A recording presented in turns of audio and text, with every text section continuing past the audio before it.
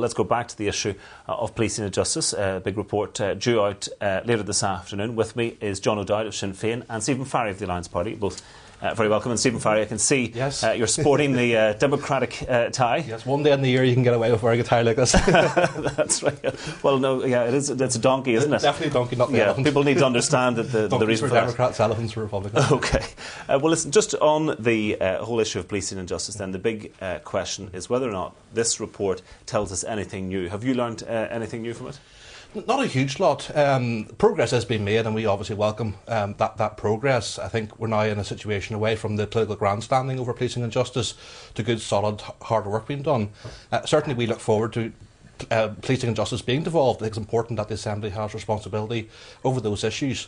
And it isn't just about the final piece in the jigsaw of the peace process. It's about actually joined up government. Issues with respect to policing and justice cut across health, education, the economy, housing.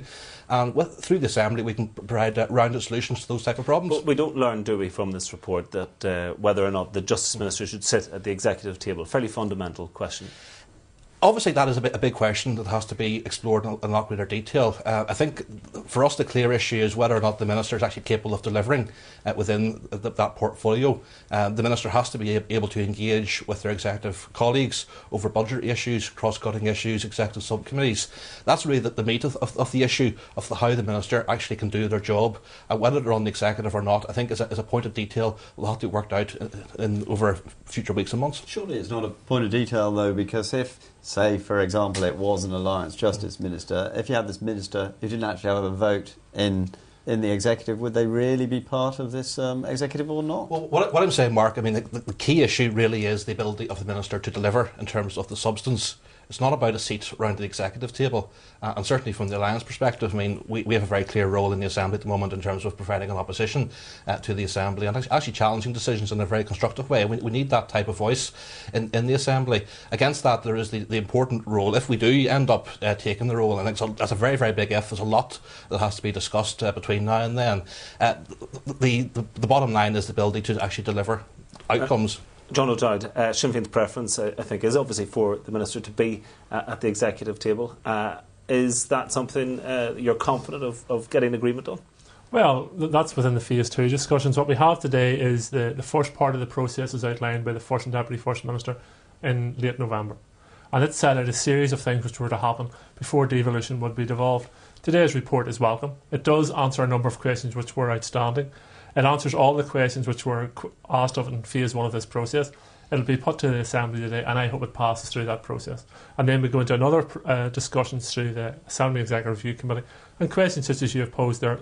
What is the status of the Justice Minister? Will be debated and discussed, and there will be a resolution of all that there at that committee. So, but obviously the other big question that Sinn Féin had before we moved into this latest stage of this process was a timetable. You haven't got an explicit timetable. You've got a pledge from the DUP that it will be done without undue delay. Have you got private assurances that explain your relaxed demeanour on this subject? Well, I don't think our demeanour is relaxed in this. We are pursuing this vigorously both through the committee and with the DUP and the governments, and we want to see policing and justice devolved as soon as possible.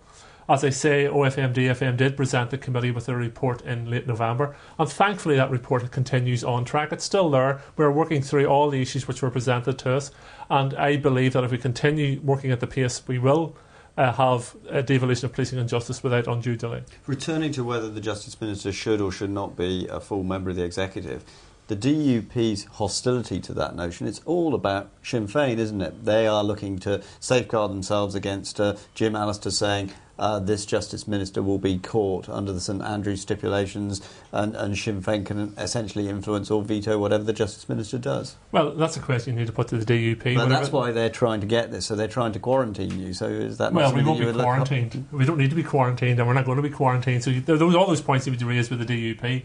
In relation to the status of any future Justice Minister, that will be resolved under under the second report. We're going to discuss that with the DUP. We're going to discuss it with the other political parties around the IRC table, and we'll also be discussing it with the parties that aren't there.